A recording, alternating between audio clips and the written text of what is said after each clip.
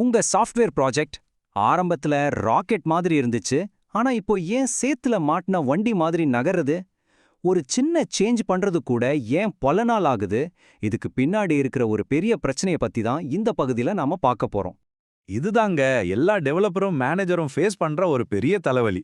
ஒரு புது button add பண்ற மாதிரி சின்ன வேலைக்கு கூட ஆரம்பத்துல சில மணி நேரம் ஆச்சு. ஆனா இப்போ பல நாட்கள், ஏன் வாரங்கள் கூட ஆகுது. இதுக்கு என்ன காரணம்னு யோசிச்சிருக்கீங்களா?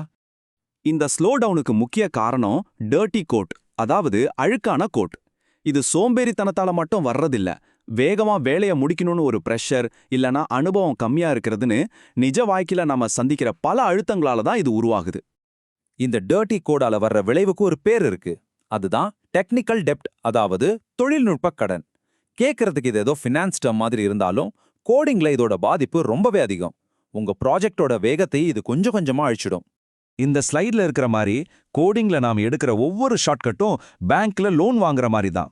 ஆமா, அந்த நேரத்துல வேலையை வேகமா முடிக்க அது கண்டிப்பா உதவும். ஆனா எதிர்காலத்துல அந்த கடனுக்கு நாம வட்டி கட்டுற மாதிரி இந்த ஷார்ட்கட் நம்மளோட வேகத்தை குறைச்சிக்கிட்டே இருக்கும். இந்த சைக்கிளை கொஞ்சம் பாருங்களேன். முதல்ல ஒரு ஷார்ட்கட் எடுக்கிறோம், இது நாம வாங்குற கடன். அப்புறம் அந்த ஷார்ட்கட்னால மத்த எல்லா வேலையும் ஸ்லோவாகுது, இதுதான் நாம கட்டுற வட்டி. ஒரு கட்டத்துல இந்த வட்டி ரொம்ப அதிகமாகி ப்ராஜெக்டை சரி பண்றதே முடியாத காரியமாயிடும், அதாவது திவால் நிலைமை தான். சரி, இந்த டெக்னிக்கல் டெப்ட் எப்படி தான் உருவாகுது? இதுக்கு நிறைய காரணங்கள் இருக்கு, நம்ம எல்லாருக்குமே தெரிஞ்சதுதான். பிசினஸ் தேவைகளுக்காக அவசர அவசரமா வேலை செய்யறது, போதுமான டெஸ்ட் கேஸ் எழுதாம விடுறது, கோடை அப்பப்போ க்ளீன் பண்ணாம விடுறது, அனுபவ குறைபாடு, சரியான டாக்குமெண்டேஷன் இல்லாததுன்னு சொல்லிக்கிட்டே போலாம். ஓகே, பிரச்சனைய பத்தி நிறைய பேசிட்டோம். இப்போ சொல்யூஷனுக்கு வருவோம். டெக்னிக்கல் டெப்த்துக்கு எதிரான ஒரு பவர்ஃபுல் மருந்து இருக்குன்னா அது க்ளீன் கோட் தான். இங்க பாருங்க, ரெண்டுக்குமான வித்தியாசம் எவ்வளோ தெளிவா தெரியுதுன்னு. அழுக்கான கோடை புரிஞ்சிக்கவே ரொம்ப கஷ்டமா இருக்கும், அதனால வேலை செய்யறது ரொம்ப ஸ்லோவா இருக்கும், தப்புக்கள் வர்றதுக்கும் வாய்ப்பு அதிகம். ஆனா சுத்தமான கோட் ஒரு திறந்த புத்தகம் மாதிரி, யார் வேணாலும் ஈஸியா படிச்சு புரிஞ்சுக்கிட்டு வேலை செய்ய முடியும். ஒரு கோட் கிளீனா இருக்கா இல்லையான்னு எப்படி கண்டுபிடிக்கிறது?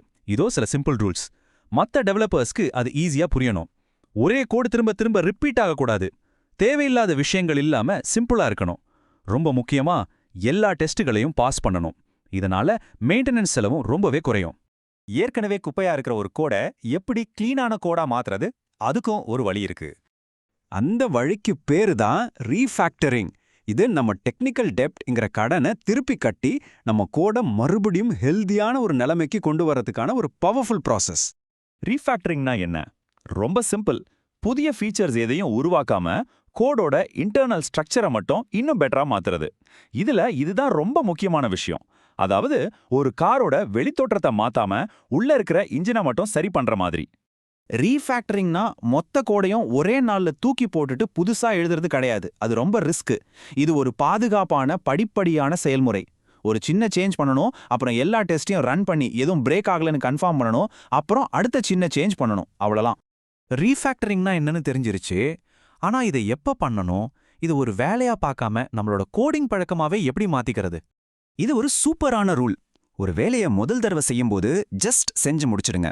2வது தடவை அதே வேலையை செய்யறப்போ பரவாயில்ல, திரும்பவும் பண்ணுங்க. ஆனா 3வது தடவையும் அதே வேலையை செய்றீங்கன்னா அங்கதான் நீங்க ரீஃபேக்டர் பண்ணணும். இந்த ரூல் ஆஃப் 3 தவிர இன்னும் சில சூப்பரான நேரங்கள் இருக்கு. ஒரு புது ஃபீச்சர் ஆட் பண்ண போறீங்களா? அதுக்கு முன்னாடி கொஞ்சம் க்ளீன் பண்ணா வேலை ஈஸியா முடியும். ஒரு பக் ஃபிக்ஸ் பண்றீங்களா? அந்த கோடை க்ளீன் பண்ணாலே சில சமயம் பக் எங்க இருக்குன்னு தெரிஞ்சிடும். இப்போ நம்ம கடைசி ஆனா ரொம்ப முக்கியமான ஒரு பகுதிக்கு வந்திருக்கோம்.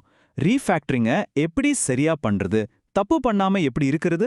இதோ ஒரு சிம்பிள் செக்லிஸ்ட். இந்த 3 விஷயத்த மட்டும் மனசுல வச்சுக்கோங்க. நீங்க ரீஃபேக்டரிங் பண்ணதுக்கு அப்புறம் கோட் முதல்ல இருந்ததை விட கிளீனா இருக்கணும். எந்த புது ஃபீச்சரையும் ஆட் பண்ணவே கூடாது. அப்புறம் இருக்கிற எல்லா டெஸ்டும் 100% பாஸ் ஆகணும். இதுதான் கோல்டன் ரூல். இதை மட்டும் எக்காரணத்தை கொண்டும் மறக்காதீங்க. ரீஃபேக்டரிங்கையும் புது ஃபீச்சர் டெவலப்மெண்ட்டையும் ஒன்னா சேர்த்து குழப்பிக்காதீங்க. அது பெரிய பிரச்சனையில தான் முடியும். ரெண்டையும் தனித்தனியா பண்ணுங்க. ரீஃபேக்டரிங் முடிச்சதுக்கு அப்புறம் உங்க டெஸ்ட்ஸ் எல்லாமே 100% பாஸ் ஆகணும். 99% கூட கிடையாது, 100%. இதுதான் உங்களுக்கான சேஃப்டி நெட். நீங்க எதையும் உடைக்கலங்கிறதுக்கு இதுதான் ஒரே கேரண்டி. நிறைய பேர் ரீஃபேக்டரிங்க ஒரு எக்ஸ்ட்ரா வேலையா நினைக்கிறாங்க. ஆனா உண்மை என்னன்னா, இது நம்ம ப்ராஜெக்டோட எதிர்காலத்துல நாம செய்யற ஒரு முக்கியமான முதலீடு. இன்னைக்கு நீங்க பண்ற இந்த சின்ன கிளீனிங் வேலை நாளைக்கு பல மணி நேரத்தையும் தலைவலியையும் மிச்சப்படுத்தும். இப்போ கடைசியா நீங்களே இந்த கேள்வியே கேட்டுக்கோங்க. உங்க கோட் ஒரு சொத்தா இல்ல உங்க வேகத்தை குறைக்கிற ஒரு தொழில்நுட்ப கடனா? யோசிச்சு பாருங்க.